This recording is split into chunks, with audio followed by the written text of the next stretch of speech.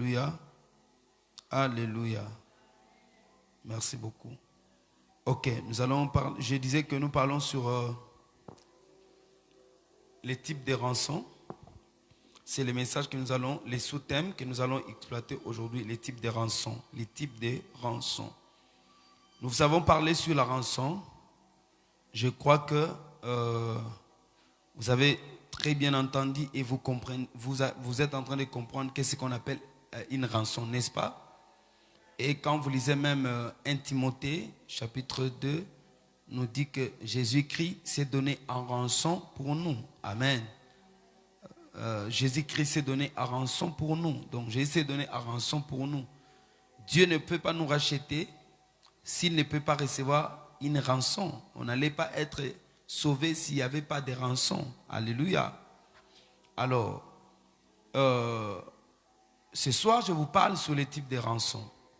Dans ce message, je vais vous expliquer, parce que des fois, je parle, les rançons, les gens ne comprennent pas. Mais je vais vous parler, je vais citer les types de rançons. Mais ce soir, je vais donner seulement une rançon que je vais enseigner. Vous êtes avec moi? Trouvez-moi notre texte de base de... quel est ce texte-là? De Job chapitre 33. Trouvez-moi ce texte. C'est le verset combien? Verset 21, 22, je pense. Job chapitre 33. Trouvez-moi le texte du rançon. Qui a trouvé? Qui a trouvé? Et la Bible dit ceci. Qui a trouvé déjà? Qui a trouvé? Ok, tu veux les lire avec un micro? Lis ça.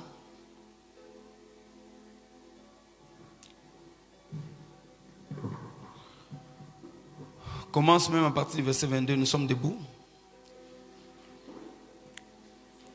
Verset 22, je vais au Jésus. Son âme s'approche de la fosse et sa vie des messagers de la mort. Mais s'il se trouve pour lui un ange intercesseur, un d'entre les mille, qui annonce à l'homme la voie qu'il doit suivre, Dieu a compassion de lui et dit à l'ange, délivre-le afin qu'il ne descende pas dans la fosse. J'ai trouvé une rançon. Alléluia. Dieu a compassion de lui. La Bible dit au verset 23 chez moi ici. La Bible dit parce que j'ai la Bible numérique. Mais s'il se trouve pour lui un ange intercesseur, un d'entre les mille, qui annonce à l'homme la voie qu'il doit suivre, Dieu, en d'autres termes, Dieu aura compassion de lui et dira à l'ange, délivre-les afin qu'il ne descende pas dans la fosse, car j'ai trouvé sa rançon. Ça, c'est ce mec qui dit comme ça. Car j'ai trouvé sa rançon. Alléluia. Et sa chair a plus de fraîcheur qu'au premier jour, au premier âge. Et il revient au jour de sa jeunesse. Et si Dieu voudrait dire ceci, si cet homme qui va à la condamnation, cet homme-là qui n'a pas écouté, cet homme-là dont Dieu a parlé avec des avertissements, il n'arrive pas à prendre garde à lui, et les anges de la mort viendront le prendre. C'est-à-dire cet homme sera en train de mourir. Pendant que l'homme meurt là, parce qu'il n'a pas écouté les avertissements de Dieu, il n'a pas entendu la voix du Seigneur. Pendant qu'il meurt là, mais si Dieu trouve, parmi les 10 000 anges intercesseurs qui lui ont destiné un seul, qui s'élève et qui présente à Dieu une rançon, qui dira à Dieu, voilà la rançon que j'ai trouvée pour cet homme. Dieu aura compassion de cet homme et Dieu va restaurer cette personne-là. Alléluia. Type de rançon. Dans la vie, comme je l'ai dit, il y a plusieurs types de rançons que nous trouvons dans la vie. Il y a plusieurs types de rançons. Et la rançon permet à ce que l'homme qui va à la mort ne meurt pas. La rançon, c'est-à-dire, il est en train de mourir, il est malade. On dit, il n'y a pas d'argent pour le traiter. Mais quelqu'un de sa famille vient et dit, moi j'ai une bague ici qui coûterait 5 000 $. Prenez cette bague, sauvez cette personne qui va... Vous voyez la rançon? Je parle à quelqu'un. C'est ça en fait la rançon. C'est-à-dire, il n'y a pas d'argent dans la famille est pauvre. votre frère qui vous coûte très cher en train de mourir, personne n'a l'argent qu'on demande. Mais dans cette famille-là, spirituelle, quelqu'un se lève et dit, moi j'ai une bague docteur, voici la bague que j'ai qui coûte $5,000. Traite cette personne. Donc le docteur dira, voilà j'ai trouvé la rançon pour lui, qu'il ne descende plus à la force, ne l'amenez plus à la morgue, mettez-les dans la salle d'urgence, on doit les traiter. Vous comprenez la rançon? C'est ça en fait la rançon. Écoutez-moi maintenant. Plusieurs n'accomplissent pas leur destinée, pas faute des anges intercesseurs. Parce que je vous ai fait montrer ici quelle est la place de l'ange intercesseur pour l'homme. Mais plusieurs, nous n'accomplissons pas notre destinée, pas faute de l'ange intercesseur, pas par manque des anges. Alléluia. Pourquoi? Parce que la Bible dit, il y en a plus de 1000 anges pour l'homme, pour tout homme. Mais Dieu, en ces cas, a juste besoin d'un seul ange qui se lève, qui dit voici la rançon. C'est-à-dire, plusieurs n'accomplissent pas leur destinée parce qu'il manque des anges. Mais néanmoins, il manque des anges qui peuvent présenter leur rançon. C'est pas si je parle à quelqu'un. Il manque des anges qui peuvent présenter leur rançon. Quand votre vie est en danger, quand votre destinée est en danger, quand votre ministère est en danger, quand vous êtes malade, une maladie qui vous amène à la mort, quand vous n'arrivez pas à accomplir, vous n'arrivez pas à toucher aux promesses de Dieu, quelle est la rançon qu'on présente? C'est-à-dire les anges intercesseurs sont plus de 1000. Mais néanmoins, c'est lui qui a ta rançon. Ceci veut dire ceci. Tout homme que tu vois, peut-être puissant qu'il soit, rempli d'onction qu'il peut être, ne pensez pas que toute personne peut résoudre ton problème. Alléluia. Toute personne ne peut pas résoudre ton problème. Il peut être puissant, il peut être fort. Mais si cet homme n'a pas ta rançon, il ne pourra pas résoudre ton problème. Même Pierre n'a pas intervenu dans la vie de Tabitha Dorcas en vain comme ça. Pierre a intervenu pourquoi? Parce que Pierre a trouvé une rançon. Il y avait des femmes veuves qui venaient chez Pierre pour lui présenter à Pierre que voici Tabitha Dorcas était une bonne femme. Voici, c'est elle qui cousait des vêtements pour nous. C'est alors que Pierre présente cette rançon devant Dieu. Pierre a pleuré et a plaidé pour Tabitha Dorcas, n'est-ce pas? Alléluia. Ce n'était pas en vain. C'est pour vous rappeler que rien n'est gratuit sur la terre. Alléluia. N'importe qui ne peut pas vous défendre. Il doit trouver une rançon pour justifier la raison qui justifiera votre raison de vivre. Alléluia. Alléluia. Premier type de rançon, comme je l'ai dit ce matin, ce soir, c'est la prière d'intercession. La prière d'intercession est cette rançon qui est plus facile et qu'on peut trouver dans la vie. Vous m'entendez? La prière d'intercession est comme l'eau. L'eau est une grande richesse, mais l'eau est facile à trouver, n'est-ce pas? Alléluia. Et c'est la prière est une grande richesse, mais facile à trouver. La première rançon qu'on peut présenter pour quelqu'un, c'est la prière. Cette personne qui meurt, l'ange intercesseur dira quoi? J'ai trouvé une rançon pour lui. Ce que vous pouvez recevoir, c'est la prière d'intercession. Alléluia. Celle-ci est la première rançon que l'homme peut présenter. Un homme peut présenter sans beaucoup d'exigences. C'est la prière. Un homme qui est en danger, un homme qui passe des temps difficiles, une femme qui souffre dans sa vie, une femme qui est en train de peiner, qui n'arrive pas à accomplir sa destinée, sa vie est en train de peser, son fardeau est tellement lourd et grand, cette personne n'a besoin que de la prière. Et c'est facile, tout le monde peut offrir la prière. Amen. La prière d'intercession est ce type de prière qu'on adresse au Père pour une tierce personne, ou bien pour son église, pour son pays, pour son pasteur, pour ses fidèles, pour ses frères, sa maman, pour quelqu'un que tu ne connais pas, pour quelqu'un que tu vois à la télé, un homme de Dieu où tu entends qu'il parle de temps difficiles. Dieu peut parler de quelqu'un que tu as vu ou non, qui te connaît ou qui ne te connaît pas. C'est cette prière-là qu'on adresse en faveur d'une tierce personne qu'on appelle la prière d'intercession. Amen. On prie pour soi-même, mais on intercède pour quelqu'un d'autre. Le premier intercesseur s'appelle Abraham dans la Bible. Abraham est cette personne que nous voyons qui présente à Dieu une intercession pour Lot. Alléluia. Abraham est ce type de personne. C'est père qui présente une intercession pour Lot. Oui. Quand nous regardons la vie d'Abraham, Abraham est caractérisé par ça. Un vieux monsieur qui doit adresser une prière pour quelqu'un. Mais cette personne hier l'avait trahi. Cette personne hier l'avait abandonné. Mais quand Abraham pressent que cet homme est en danger, il adresse des prières à Dieu. Vous m'entendez? C'est ce genre de prière qu'Abraham se tient. La Bible dit, Abraham se tient dans la présence de Dieu. Abraham commence à poser à Dieu des questions. Abraham continue à supplier devant le Seigneur. Il dit à Dieu, si là où tu vas et que tu trouvais 50 justes, tu iras-tu le pays? Dieu dit non. Abraham dit, Seigneur, écoute-moi. Et alors si tu trouves 45? Dieu dit, je ne tuerai pas. Il dit, non Seigneur, s'il te plaît, ne te fâche pas, écoute-moi, si tu trouves 40. Dieu dit, je ne tuerai pas. Il dit, Seigneur, cette fois-ci seulement, ne sois pas en colère contre ton serviteur. Écoute-moi, s'il trouve 30. C'est-à-dire, cette prière d'intercession, Abraham amène Dieu jusqu'au point où il doit incliner le cœur de Dieu. Abraham doit fléchir le cœur du Seigneur. Vous m'entendez? Le Seigneur partait et dit, je vais vérifier à Sodome et Gomorrhe. Parce que j'ai entendu les cris de leur iniquité.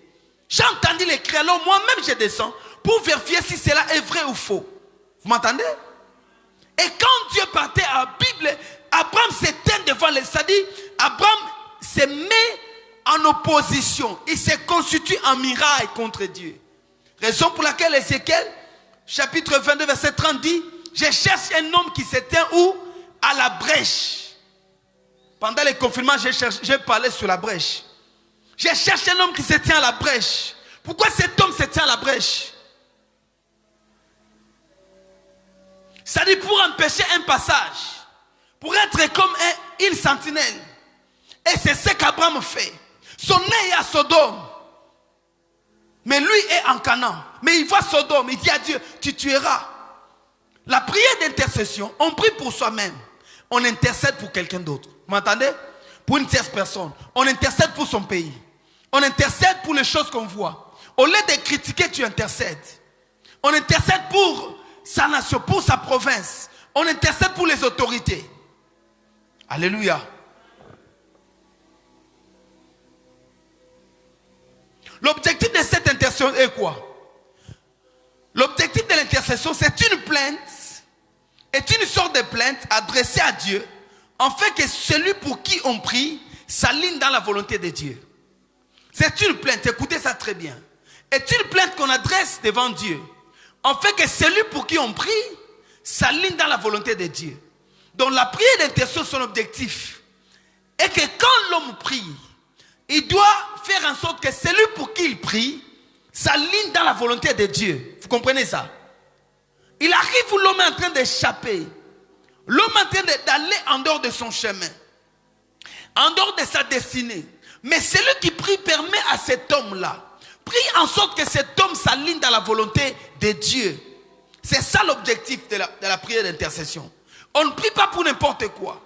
Vous priez par rapport à la volonté de Dieu. Que cet homme-là, sa vie, soit conforme à la volonté de Dieu. Que ces pays pour lesquels vous priez, et que ces pays s'alignent dans la volonté de Dieu. Que ces pays accomplissent sa destinée prophétique. Je suis avec quelqu'un. Quand tu pries pour un frère ou une soeur, tu pries de manière à ce que sa vie s'aligne dans la volonté du Seigneur. L'intercession empêche les jugements et permet que la volonté de Dieu soit faite sur la terre comme au ciel. J'ai dit ceci. L'intercession empêche les jugements et permet que la volonté de Dieu soit faite sur la terre comme au ciel. Alléluia.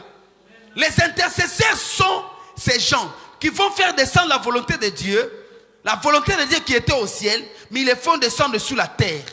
Les intercesseurs imposent la volonté de Dieu sur terre. N'oubliez pas, je vous avais dit que rien ne peut se faire sur terre si l'homme n'est pas au centre. Alléluia. Rien ne peut se faire sur la terre si l'homme n'est pas au centre. Christ dit dans Matthieu 6, quand vous priez, dites, notre Père qui est aux cieux, que ta volonté soit faite sur la terre comme au ciel. Que cette volonté qui est au ciel soit faite sur la terre. C'est-à-dire, quand vous priez, demandez que la volonté de Dieu vienne. Que la volonté soit faite sur la terre comme au ciel. Vous m'entendez? Les intercesseurs sont ces personnes qui imposent la volonté de Dieu sur la terre. Sans les intercesseurs, la volonté de Dieu ne se réalisera pas. J'ai lu cette phrase dans un livre du prophète Kenneth Hagin, qui est en train de parler, je crois bien comprendre, non, l'art de la prière. Kenneth qui dit, comment Dieu l'a visité.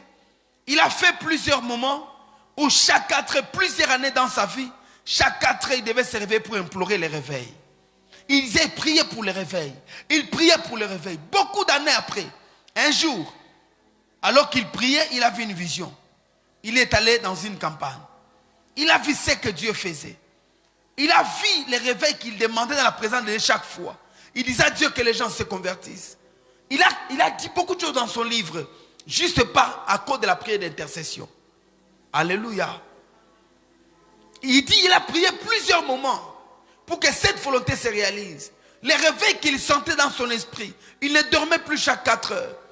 Il avait mal, il devait sortir au salon, en train de prier. Jusqu'au point où il en a fait plusieurs années et que même sa femme a vu comment son mari soupirait. Sa femme a commencé à prier avec lui. Et vous le savez, pour ceux qui le savent, Kenneth Hagin est parmi ces apôtres-là, ces prophètes-là, qui ont vraiment révolté, qui ont révolutionné le parler en langue. Alléluia. Et les manifestations de la puissance. Parce qu'il avait un fardeau. Et il intercédait pour ça. Prière d'intercession. N'oubliez pas que les intercesseurs imposent la volonté de Dieu même dans une église. C'est que Dieu a prévu pour l'église. Si vous avez les intercesseurs, ils prieront afin que ce que Dieu a dit pour l'église se réalise. Plusieurs personnes nous attendons que la volonté de Dieu se réalise. Non. Dieu ne fera rien si les hommes ne prient pas. C'est vous qui devez inviter la volonté de Dieu, que cette volonté vienne sur la terre. Quelqu'un m'entend? On prie pour soi, je le répète, mais on intercède pour l'autre, afin qu'il accomplisse sa destinée sur la terre. Comme l'avait dit, David a servi selon les décès de Dieu. Et il est mort, il fut enterré dans une heureuse vieillesse. David a accompli sa destinée. Pourquoi? David avait des hommes, des intercesseurs qui priaient pour lui. Samuel a pris David. Samuel intercédait pour David. Des gens comme Achitophel. C'était quelqu'un qui entendait Dieu pour David. Des personnes comme Nathan. Nathan a fait en sorte que David soit conservé. Que David n'aille pas très loin. Alléluia. Nathan, des hommes comme Nathan soutenaient David. Nathan n'a jamais abandonné David. Nathan était ce type de personne à qui Dieu dit David a péché. Il parle à David méchamment. Mais quand il va dans la présence de Dieu, il prie. Et Nathan savait qui était Salomon. Ni t'étais Nathan, même Salomon n'allait pas devenir roi. Alléluia. C'est-à-dire Nathan, quand Salomon est né, on lui a donné le nom de Salomon. Nathan a pris, lui a donné le nom de Yedidia. Il a béni l'enfant. Nathan savait qui était Salomon. Pourquoi? À cause de l'art de l'intercession. Son cœur d'intercesseur qu'il avait auprès de David. Il ne voulait pas être roi. Il avait son poste. Il était prophète, prophète intercesseur. Je dis toujours aux gens ceci. Les gens qui se donnent réellement comme les vrais intercesseurs finissent par devenir prophètes. Alléluia. Abraham était prophète par appel. Mais Abraham est devenu prophète par l'art d'intercession. Parce qu'Abraham priait. Son cœur ne peut que s'aligner avec ce que Dieu voyait. Les gens qui veulent entendre Dieu, vous voulez précéder les événements. Mais vous n'allez pas les faire étant comme ça. Si vous n'êtes pas quelqu'un qui se tient dans la présence de Dieu. Je sais qu'aujourd'hui, il y a plusieurs personnes qui se lèvent et qui attaquent n'importe quoi. Qui attaquent même les choses qu'ils n'ont pas expérimentées. Mais bien aimé, dites-moi. Quelqu'un va vous dire, non, prier longtemps, ce n'est rien. Même si tu pries peu, si tu pries longtemps. Frère, fais attention avec quelqu'un qui prie beaucoup. Oui. Quand je dis beaucoup, ça dit qu'il peut se tenir dans la présence, il est plus désert que toi. Fais attention avec celui qui se tient dans la présence, il est plus désert que toi. Prier peu par la foi, c'est bien. Mais quelqu'un qui prie beaucoup, même son cœur s'aligne. Il a un autre fardeau dans son cœur. Il y a une autre connexion avec lui, entre lui et Dieu. Raison pour laquelle Moïse, quand il quittait la montagne, Moïse venait comme ça, son visage brillait. Son visage brillait pourquoi? À cause de ses fardeaux d'intercession. En Israël, Dieu parle dans le livre des psaumes de deux intercesseurs. Il dit, il y en a qui? Abraham et Moïse, qui se sont tenus devant Dieu, qui ont aligné le peuple dans la volonté du Seigneur. J'aime, je ne sais pas, Nombre ou Lévitique, ça doit être Nombre 16, je pense. Nombre 16. Quand le Seigneur se fâche contre les enfants d'Israël qui ont péché, la Bible dit, Dieu a levé la main, il a commencé à frapper les peuples. Les peuples mouraient. De l'autre côté, il y avait des morts, de l'autre côté, il y avait des vivants. Mais Moïse est venu avec Aaron, ils ont pris des bracelets, ils se sont levés entre les morts et les vivants. Et quand Moïse s'est tenu là, même l'âme de Dieu ne peut plus passer Moïse. Parce que là, c'était l'intercesseur qui se tenait des brasiers. Quand il y a la mort de l'autre côté, l'intercesseur se tient là. La mort ne passe pas. Tu peux être dans ta famille, là où tu te tiens comme intercesseur. Je vous dis, des malédictions, des problèmes, des sensations bizarres s'arrêtent là où l'intercesseur se lève. Quand l'intercesseur élève la muraille, qui peut passer? Personne. Aman était fort. Aman était un homme méchant. Aman avait une position auprès du roi. Mais bien aimé, quand Esther s'est levée, quand Mardochée s'est levé, quand Israël s'est levé, il s'est levé la muraille de 3 jours. Bien aimé, Aman est mort. L'intercesseur est un combattant silencieux. Mais tu ne peux faire attention avec celui qui prie. Fais attention avec celui qui a une intimité avec Dieu. Des fois, nous sommes séduits par les positionnements. Tu peux être qui que tu sois. Tu peux avoir une grade.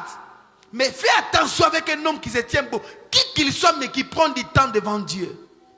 Ces hommes-là, des fois, ils sont dangereux. Parce qu'ils alignent le peuple dans la volonté du Seigneur. Prier beaucoup est très bien, est important. Vous m'entendez? Prier beaucoup, bien aimé.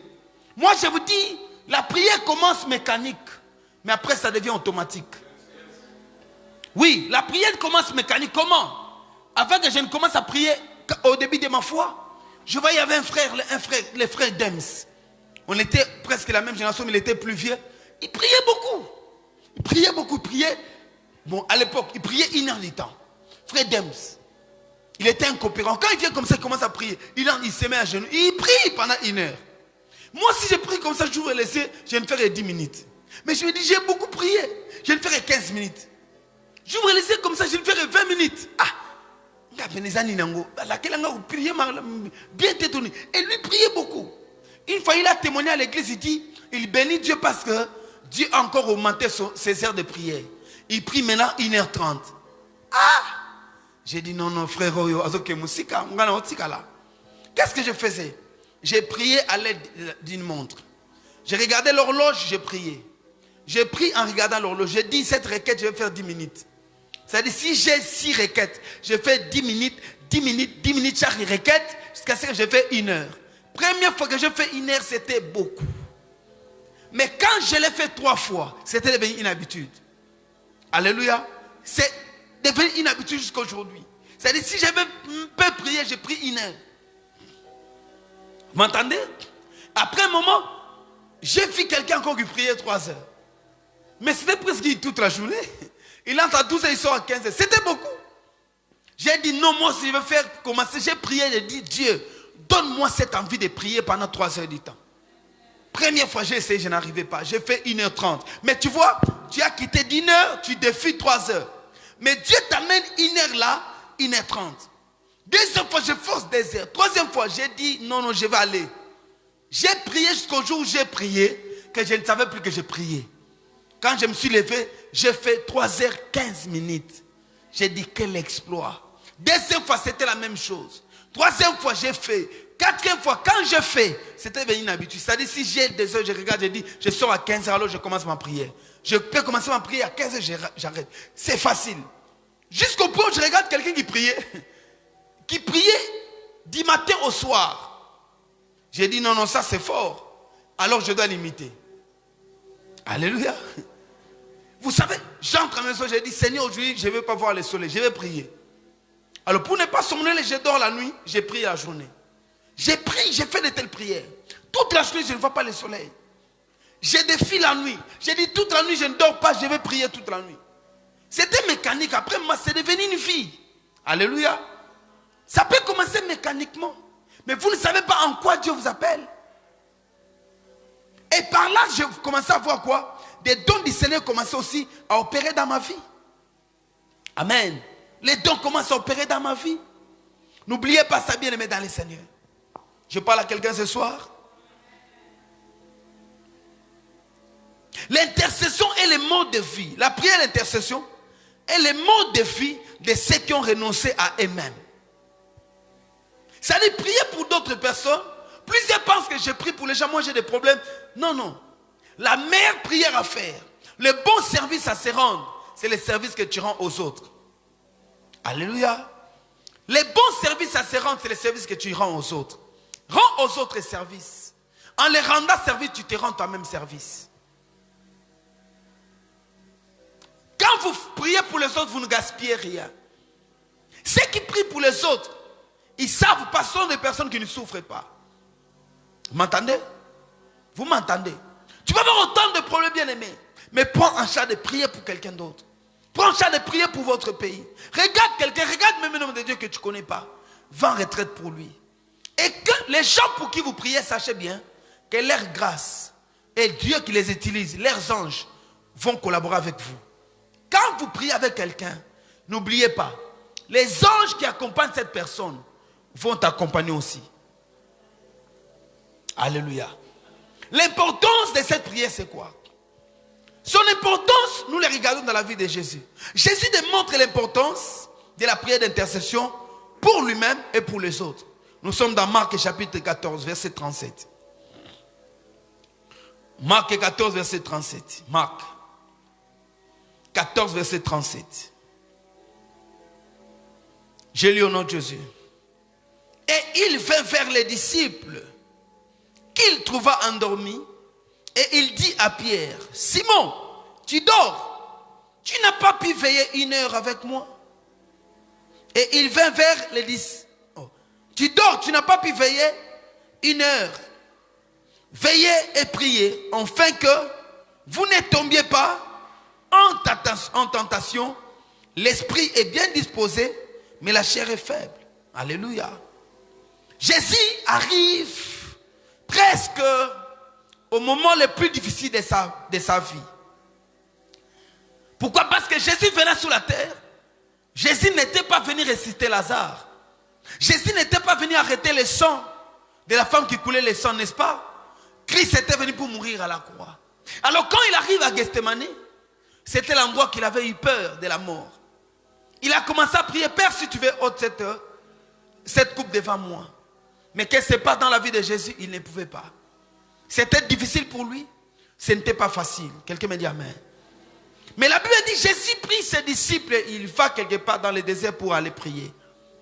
Jésus dit à ses disciples, priez avec moi.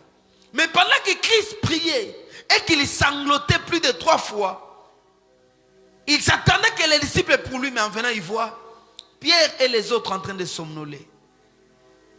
Christ qui dit, réveillez-vous, il part prier. Vous allez voir, il a fait ça 3 fois. Il venait de temps en temps pour voir. Il dit, priez. Il va prier. Il revient. Priez. Chaque fois qu'il revenait, il les trouvait endormis, en train de somnoler. Christ a eu mal dans son cœur. Et s'il dit, la Bible dit, hey, il veut vers les disciples qu'il trouva endormis. Il dit, Pierre, Simon, tu dors. Tu n'as pas pu veiller 1 heure. C'est-à-dire qu'un chrétien, tel que tu es, si un chrétien peut prier moins, c'est 1 heure. Au minimum 1 heure. Tu n'as pas pu veiller 1 heure. Combien tels que nous sommes sont capables d'arrêter leur sommeil pendant 1 heure? Une veillée ne fait que d'1 heure du temps. Combien? Sachez bien que ceux qui ne prient pas la nuit n'ont pas assez d'efforts devant la puissance de la sorcellerie. Vous devez le savoir. Ceux qui ne prient pas autant la nuit sont faibles devant les esprits. Peut-être c'est la prière de quelqu'un d'autre qui te couvre. Vous m'entendez? Ceux qui ne prient pas assez la nuit, bien aimés, sachez bien que vous êtes faibles devant les puissances démoniaques. Christ, parce que la nuit, vous remarquerez, la prière de la nuit est pesante. Ça pèse, c'est pas facile. C'est pas facile, pas seulement pour vous, mais pour moi. Alléluia. le corps de l'homme pendant la nuit est faible. Tous nous somnolons tantôt. Mais il faut veiller. Quand on dit veille, c'est-à-dire accepte de souffrir, paye le prix de la prière d'intercession. Alléluia. Voilà comment Christ est en train de plaider, de quémander devant Pierre. Il est en train de mendier la prière. Il dit à Pierre, prie pour moi Pierre. Bien aimé, mais Christ était Dieu, n'est-ce pas? Il peut prier lui-même. Les pasteurs à la grâce de Dieu, il a l'onction, il a l'appel. Il prie beaucoup d'ailleurs. Mais Jésus est en train de mendier la prière de Pierre. Les pierres là qu'il a dit hier, arrière de moi Satan. Tu as encore besoin de cette personne à qui tu dis, arrière de moi Satan. Christ en avait besoin. Même Jésus avait besoin de la prière. Le Fils de Dieu qu'il était, saint qu'il était, il avait besoin de la prière. Parce qu'aucun homme ne peut vivre, accomplir sa destinée complètement s'il n'a pas d'intercesseur. La Bible dit Christ a choisi les 12 pour être avec lui. Alléluia. Être avec lui à tout moment de sa vie. Nous ne nous connaissons pas en vain. Je ne suis pas votre pasteur en vain. Vous n'êtes pas des fidèles de cette église en vain. Nous avons un travail commun à faire. Quelqu'un me dit amen. Je suis en train de quémander la prière de Pierre. De qui? De Pierre. Quelqu'un dira Jésus est le tout-puissant. Mais il est en train de supplier Pierre de prier pour lui. Voilà l'importance de cette prière d'intercession. Nous avons vu encore ça dans la vie de Pierre. Nous sommes dans Actes chapitre 12, verset 5. La Bible dit quoi? Pendant que Pierre était gardé dans la prison, l'église ne cessait d'adresser des prières à Dieu pour lui. Quelqu'un me dit amen. Je disais Acte 12, verset 5. Pendant que Pierre était gardé dans la prison, Pierre l'apôtre est gardé dans la prison. Hérode l'a fait emprisonner. Mais l'église ne cessait d'adresser des prières pour lui. Pierre le plus fort, Pierre le plus puissant, Pierre qui ressuscite les morts, Pierre qui fait marcher les paralytiques. Mais tu as besoin de la prière des faibles comment? Alléluia. Alléluia. Combien de pierres sont dans nos prisons? Combien de pierres de nos églises sont dans la prison? Les frères Fabrice peut être en prison de sa vie. Personne ne le sait. Moi, je peux être dans une prison dans un moment donné de ma vie. Peut-être personne ne le sait pas. Mais la Bible dit, l'église ne cessait, j'aime ça. L'église ne cessait d'adresser les prières pour lui. Il y a les gens qui prient pour toi le matin, ils se fatiguent le soir. Mais l'église ne cessait d'adresser des prières pour Pierre. Est-ce que l'église en question n'avait pas de problème? Quand on parle de l'église, que pensez-vous? Sont des gens réunis dans un groupe de prière? Non, l'église tout entière. Une église qui ne sait pas faire d'intercession est une église qui va à la mort. Alléluia. Parmi la force de l'église primitive, c'était la prière qu'ils faisaient les uns pour les autres. Je ne sais pas qui vous êtes. Je ne sais pas où êtes-vous. Je ne sais pas quand en venant dans cette église, vous attendez quoi? Vous voulez au juste quoi? Dieu a appelé un super homme. Il prie d'ailleurs beaucoup. Il a l'onction. Lui-même va mener son œuvre et ça va s'accomplir. Non. Nous avons un rôle à jouer. Vous n'êtes pas dans cette église comme des spectateurs. Vous n'êtes pas ceux qui viennent dans une source pour puiser l'eau, mais ils ne nettoient pas la source. Alléluia. Nous devons comprendre quel est le rôle de l'église. Vous avez besoin d'évangéliser. Vous avez besoin de remplir cette maison. Nous avons besoin de multiplier des cultes. Mais bien aimé, même si on envoie des gens qui vont des gagnants d'âme, on les met sur la ville. Mais s'il n'y a pas une puissance d'intercession, ces travails-là qu'ils font seront nuls. On peut organiser autant de moments de prière, mais s'il n'y a pas le fondement de l'intercession, c'est nul. Je ne sais pas si c'est à toi que je parle. Pierre dans la prison, mais l'église s'intercédait pour lui. Voilà comment Paul se comporte comme un frère mendiant de la prière. Paul, l'apôtre Paul, qui dit aux disciples quoi? Il dit, d'ailleurs, je souhaite que vous priez plus en langue qu'en intelligence. Il dit aussi que je souhaite que vous priez en intelligence qu'en langue. D'ailleurs, moi, je prie plus que vous tous. Paul qui se vante en prière, il dit, je prie mieux que vous tous en langue. Alléluia. C'est-à-dire, Paul était un bagarreur dans la prière. Mais écoutez ce qu'il dit dans Éphésiens chapitre 6. À partir du verset 18, on va lire. Faites en tout temps par l'esprit toutes sortes de prières et de supplications.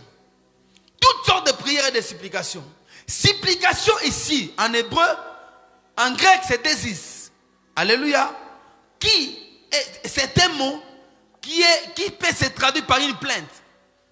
C'est ça même l'intercession. Seigneur dit, faites toutes sortes de prières et d'intercession. C'est ça. C'est traduit, faites toutes sortes de prières et de plaintes. On dit toutes sortes.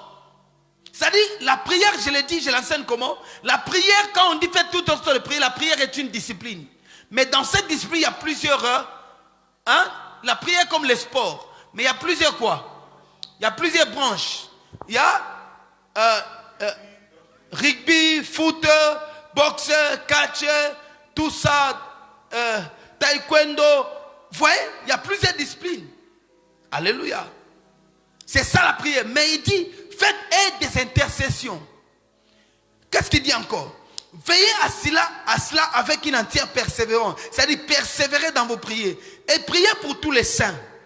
Il dit au verset 19, priez pour moi, en fait qu'il me soit donné, quand j'ouvre la bouche, de connaître hardiment et librement les mystères de l'évangile, pour lesquels je suis ambassadeur dans les chaînes, et que j'en parle avec assurance, comme je dois en parler. Si vous ne priez pas, un prédicateur peut venir ici avec un bon message, mais peut-être à un moment donné de la journée, son message est arraché. Alléluia. Parce qu'il n'a pas des hommes qui prient pour lui.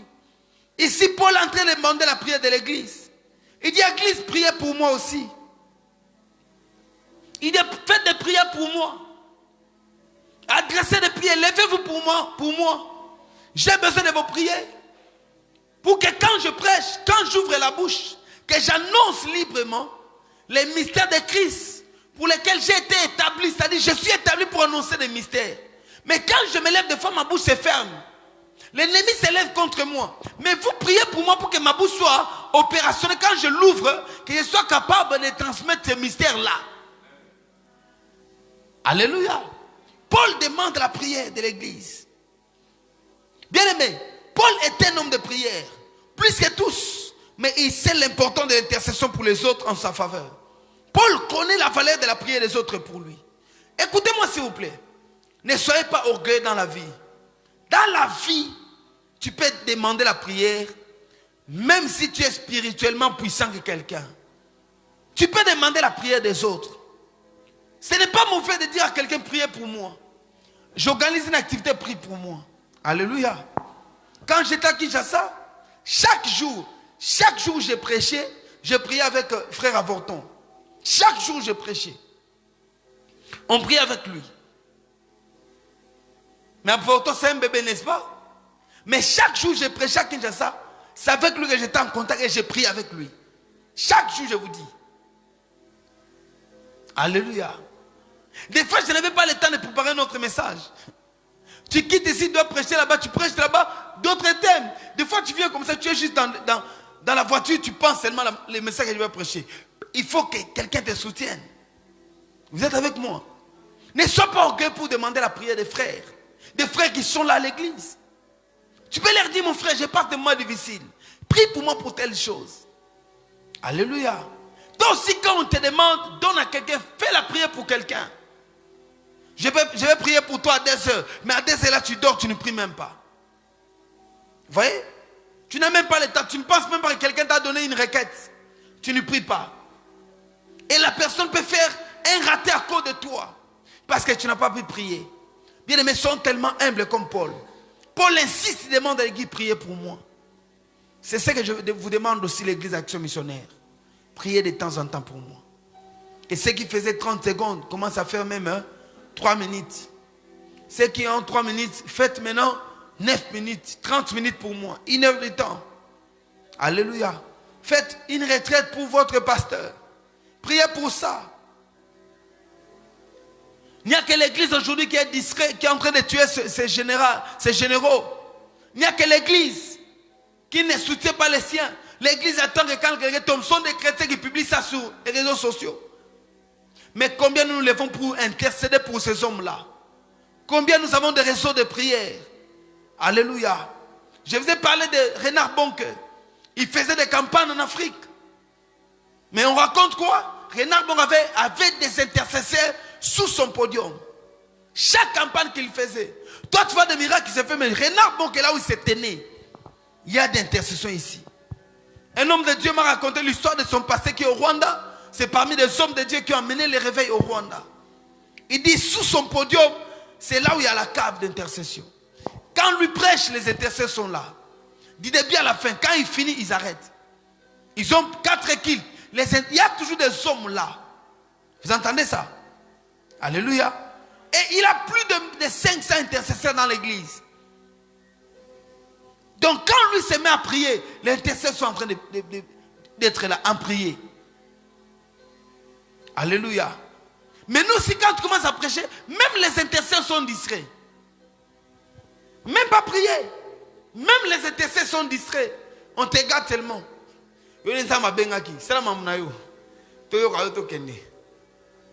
Alléluia. Alléluia. Combien sont en train d'intercéder?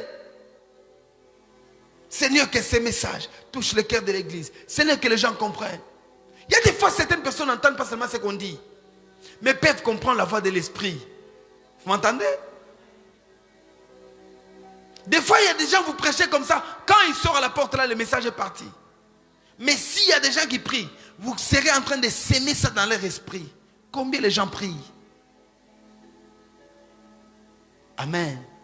Comprenez ce que je vous enseigne ce soir. J'aime bien aimer dans l'art d'intercession, comme je vous l'ai dit. J'aime bien un Josué qui est dans le champ de bataille. Mais j'aime mieux un Moïse qui est sur le sommet de la montagne. Exode chapitre 17. La Bible dit ceci. Le texte est long. Mais la Bible dit au verset 11. Lorsque Moïse élevait sa main, Israël était le plus fort. Et lorsqu'il baissait sa main, Amalek était le plus fort. Vous entendez? Vous êtes avec moi? Lorsque Moïse élevait ses mains, Fabrice, Israël était plus fort. Quand Moïse baissait ses mains, Amalek était plus fort. Quand vous lisez ces textes, je vais en parler, je pense, la semaine prochaine, où je parlerai sur les transferts familiaux. Les transferts familiaux, comment on transfère des choses dans des familles. Et notre retraite, on va plus se concentrer, prier pour nos familles. Amen. Nos familles biologiques, nos familles spirituelles, prie pour ta famille. Là où tu es sorti et la famille dans laquelle tu te retrouves aujourd'hui. On priera sur ça. Amalek est le fils d'Ismaël. Non, le fils d'Ésaü. Amalek a une rancune contre Israël. De la même qu'Ésaü en avait contre Jacob.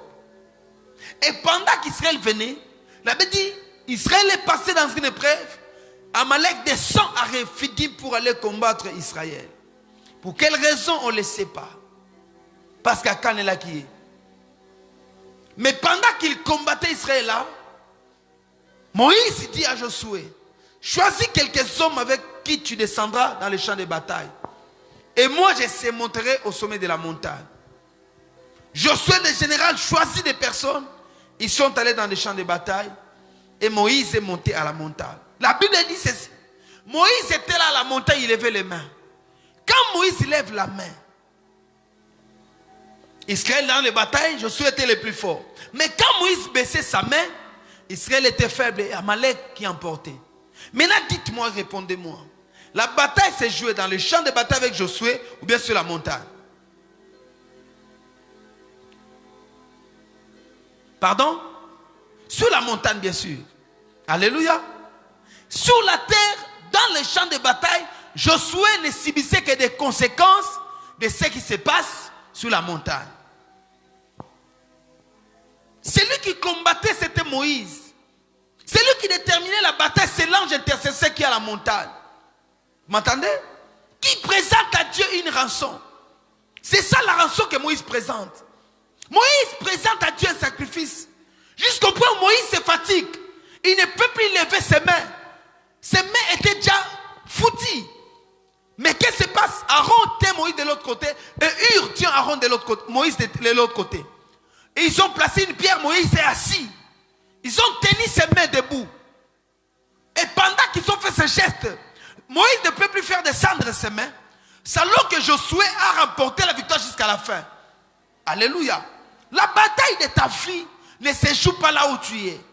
Ta bataille se joue au sommet de la montagne. Dans la bataille de Daniel, Daniel était sous terre, il priait. Mais la bataille était là, dans les airs. Gabriel est l'ange de Perse, le prince de Perse. Alléluia. Daniel était là, il ne savait qu'est-ce qui se passe. Lui ne peut que prier. Bien aimé, toi tu es dans les champs de bataille. Mais qui est sur la montagne de ta vie? Quelle est cette personne qui intercède pour toi? Quelle est la rançon qu'on est en train de présenter Dieu pour toi? La bataille des fois ne se joue pas sur ce que nous faisons. La bataille de ce qui ne se passe pas ici. Peut-être ça s'est passé la nuit. Peut-être nous avons remporté. Ou bien nous avons perdu. Alléluia. Des fois nous subissons des conséquences. Ce que tu subis sont des conséquences. C'est pourquoi la vie est spirituelle. Les résultats que vous avez sont des choses spirituelles. Ça peut marcher matin pour toi. Tu ne sais pas pourquoi Dieu a fait cette chose-là. Pour quelle raison moi, Dieu m'a béni pour me donner ce mariage? Quelle est la raison?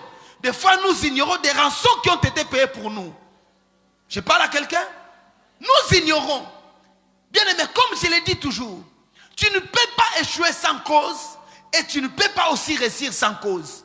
La réussite ou l'échec, si tu échoues, il y a quelque chose qui ne t'est pas fait. Et si tu réussis aussi, il y a quelque chose qui a été fait pour que tu réussisses. Mais ces choses doivent nous rendre comment? Humbles.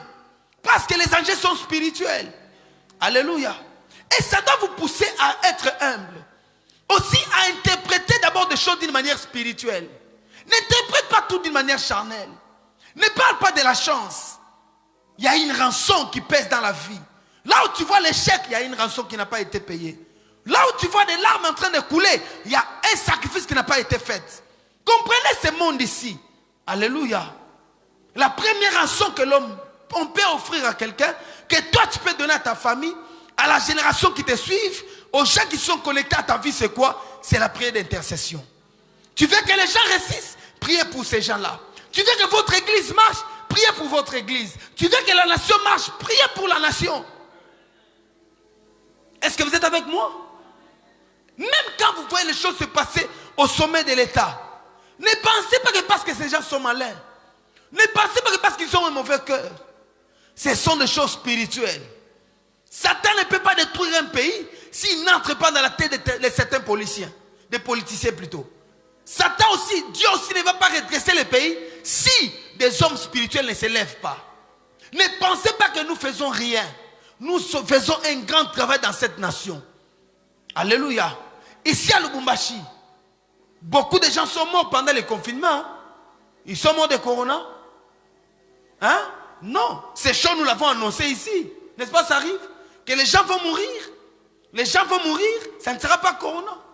Nous avons vu les morts des gens. Nous avons vu les hommes de Dieu saccagés. Nous avons vu les morgues remplies.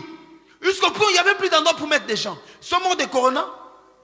Mais une seule chose s'est passée. Les églises étaient fermées. Alléluia. Nous avons senti comment la couche spirituelle dans la ville était devenue opaque. Nous avons senti ces poids-là. Mes frères et sœurs, ce sont nous des chrétiens qui rêvent. Ça m'étonne, tu vois, certains chrétiens. J'attends Serbius qui m'appelle encore. Oh papa, il y a quelques personnes. Parce qu'il y a des gens, on a des confinés qui n'ont même pas le fardeau de venir à l'église. Mais ces gens-là, quand ils sont malades, ils sont les premières personnes. Appelez papa, appelez papa, appelez papa. Papa ne viendra pas. Et ce sont des personnes qui se plaignent. Quand vous ne les rendez pas visite, moi on ne me rend pas visite. Quand tu vois quelqu'un qui se plaigne comme ça, ce sont des gens qui n'ont aucune relation avec Dieu. Ils n'ont rien à voir. Et pour Dieu, c'est un marché. Ils vont là-bas pour acheter, seulement ils viennent. C'est fini. Ils comprennent rien. Ils n'iront même pas au ciel. Vous allez vous battre pour eux, pour rien. Il y a des gens qui ont le sang de ne pas aller au ciel, qui ont le sang envoûté, qui ont le sang de ne jamais se convertir. Il y a des personnes comme ça. Il y a une sémence comme de l'incrédulité dans le cœur. Ils ne sentent rien de Dieu. Ils sont comme des frigides spirituels. Ils ne sentent rien. Pour eux, Dieu, venez seulement à l'église. Ah, aujourd'hui, on chantait bien. Fabrice a bien chanté, il n'a pas bien chanté. Ils sont comme ça, c'est fini. Mais bien aimé, vous devez vous réveiller. Savoir que les choses que vous faites là, vous devez savoir que la vie c'est défini d'abord spirituellement. Alléluia. Nous avons des rois aujourd'hui qui sont des phasers sous la rue. Pourquoi? Des rançons n'ont pas été payées. Personne ne s'est levé dans leur famille pour prier pour ces enfants-là. Mais quand vous ouvrez leur tête, ce sont par exemple des génies. Ce sont par exemple des ingénieurs de demain. Ce sont par exemple des grands hommes de Dieu qui devaient être là. Mais la destinée au bas âge, il y a quelque chose qui a été volé. Vous entendez? Quelque chose a été volé. Je vous ai dit ici, il y a des gens peut-être, en connaissant son avenir, on savait que cet enfant ira très loin dans sa vie. Il va réaliser de telles choses. Mais le monde des ténèbres lit 4 générations avant. Ils ont dévié la chose. On te laisse naître, mais quand tu nais là sans rien dans la vie, il n'y a pas de moyen qu'on te fasse étudier dans de bonnes écoles. Parce qu'il y a des endroits où tu dois passer. Alléluia. Alléluia. Christ, gloire à Dieu qu'il a trouvé un Joseph qui a payé le prix. Joseph a payé le prix de faire fuir l'enfant. Joseph était un homme sensible. Quand il pouvait dormir comme ça, il ne perdait pas ses songes. Imaginez-vous que Joseph avait perdu les songes comme toi. Si Joseph était toi, n'est-ce pas qu'il allait mourir? Mais parce que Joseph était un homme intime, un charpentier, mais connecté à Dieu. Un charpentier connecté. Alléluia. Un charpentier qui ne rêvait pas les bois la nuit, mais qui rêvait quoi? Il rêvait ce que Dieu lui disait. Un charpentier qui entendait Dieu, il voulait abandonner sa fiancée. Dieu lui dit, ne l'abandonne pas, car cette grossesse vient de moi. Waouh! Ça, c'est quelle dimension? Mais pourquoi quelqu'un peut être comme ça? Parce qu'il est intime à Dieu. C'est un homme de prière, une femme de prière. Pensez-vous que Marie a trouvé seulement grâce? Il n'y a rien en Marie qui a fait que Dieu vienne vers lui, vers elle. Pensez-vous que Marie était la seule vierge en Israël? Non. Mais c'est qu'il y a des critères que Marie a remplis. Au-delà de tout, l'ange ne peut pas apparaître si tu n'as pas une relation avec Dieu. L'ange est apparu parce que Marie avait une relation avec Dieu. D'ailleurs, son nom veut dire Mara, qui veut dire amère. C'est-à-dire que même Marie là n'avait pas une bonne vie. Mais néanmoins, Dieu lui a fait grâce. Vous m'entendez, bien aimé? Mais s'il n'y a pas des hommes qui prient, si l'église actuelle ne se lève pas, si nous ne savons pas aller plus loin avec Dieu, nous serons nulle part. La bataille avec Amalek s'est jouée sur la montagne. Qui est sur la montagne de votre vie? Qui prie pour votre destinée? Qui prie pour vous? Vous les connaissez? Vous connaissez quelqu'un qui prie pour vous? Et qu'est-ce que vous faites pour cet homme-là? Tu es conscient que cet homme prie pour moi. Qu'est-ce que tu fais pour lui? Pensez-vous que vous le méritez? La destinée s'accomplit parce que quelqu'un paye le prix pour nous. Si Jochebed, la maman de Moïse, n'avait pas payé le prix pour Moïse, Moïse allait mourir comme tous les enfants israélites qui sont morts. Mais parce que cette femme-là a entendu, la Bible dit, elle vit que l'enfant était beau à ses yeux. Alléluia. Elle a dit, mon enfant ne mourra pas. Elle était prête à mettre sa vie sur l'autel pour que la destinée de son enfant soit conservée. Nous devons voir de telles femmes qui prient, de telles personnes qui prient pour l'église, de telles personnes qui prient pour les autres. Nous prions pour le réveil de cette ville. Nous prions pour notre nation pour que ça marche. Nous prions pour les frères et les sœurs au lieu de les critiquer. Nous prions pour les hommes de Dieu qui servent Dieu. Nous prions le Seigneur pour eux. Quel que soit ce que nous entendons, mais néanmoins tu peux te mettre à genoux. 2 mots, 3 mots pour un homme de Dieu où tu entends des scandales. Aujourd'hui nous sommes bien de répandre ce que nous faisons dans nos téléphones. Nous répandons ça. Au lieu de répandre ça, mets-toi en prière quand tu le reçois. Alléluia. Alléluia. Qui est sur la montagne de ta vie? Qui prie pour toi? Ce soir, je prie et je désire que Dieu libère en nous le fardeau de l'intercession. Que Dieu élève en nous ces fardeaux ici. Que ce ne soit pas par force. Que ce ne soit pas quelque chose qui vient et qui part. Mais que ce soit quelque chose qui va rester dans l'église.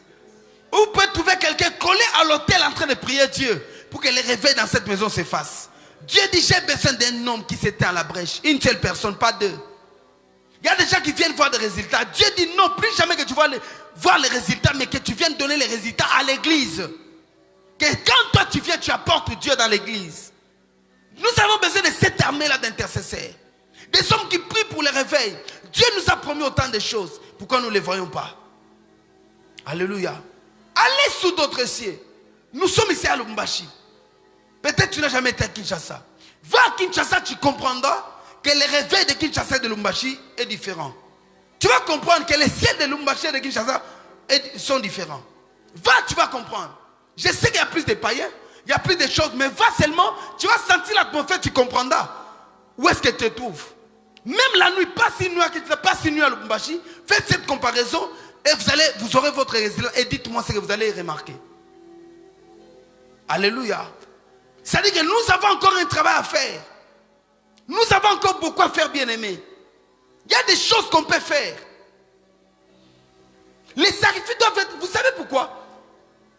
À un moment donné, on ne construit pas des routes. Les gens ont l'argent. Pensez-vous que l'argent manquait? L'argent était là.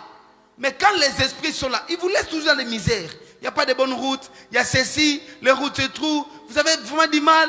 Quand vous regardez, donc vous dites, nous dormons dans la saleté. Allez ailleurs, vous allez retrouver que notre pays est sale.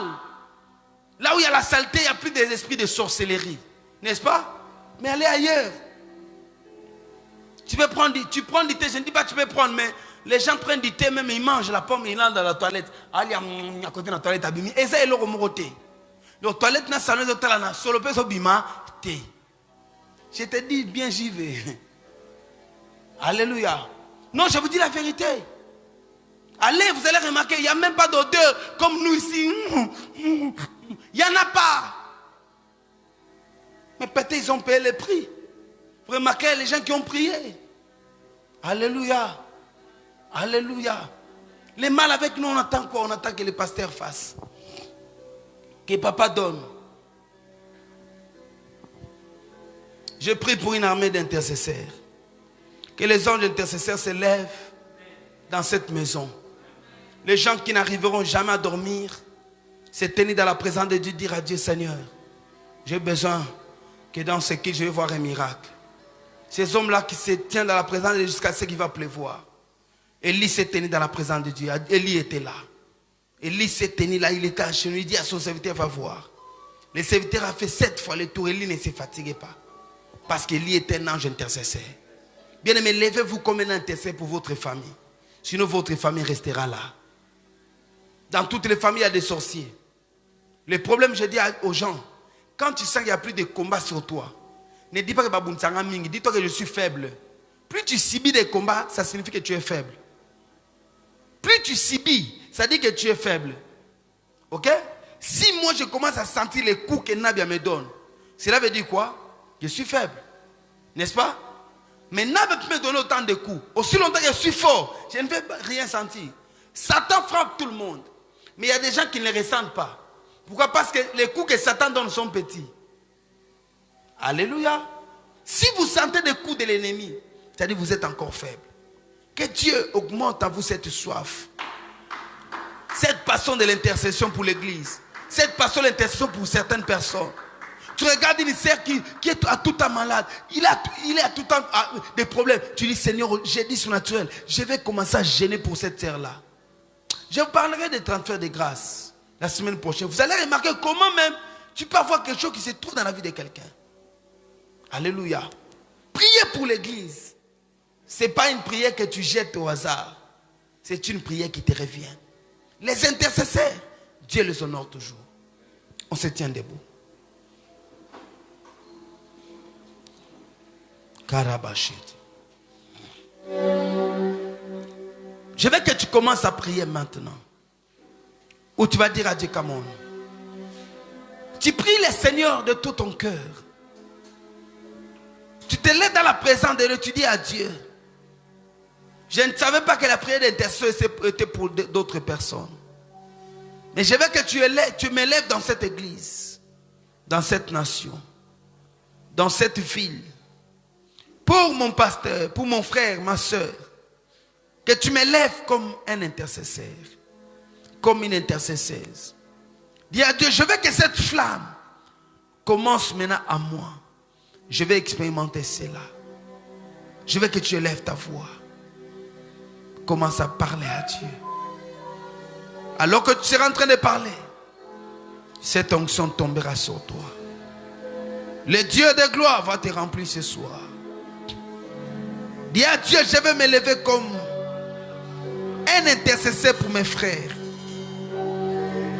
Quand le diable accuse, moi je vais être là comme un intercesseur. Oh yeah. Ceux qui prient pour le réveil vivent ces réveils. Ceux qui prient pour le réveil vivent eux-mêmes ces réveils-là. Ceux qui intercèdent pour les autres expérimentent les grâces de Dieu dans leur vie.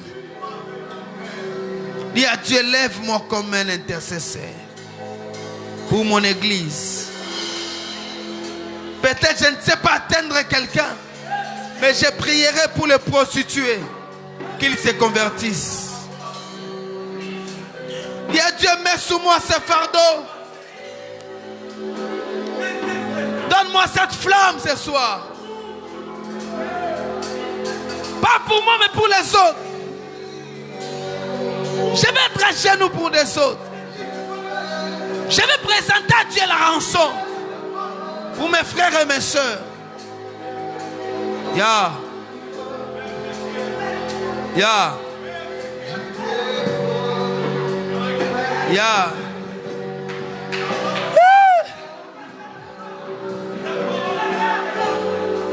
Karabo Shababasa.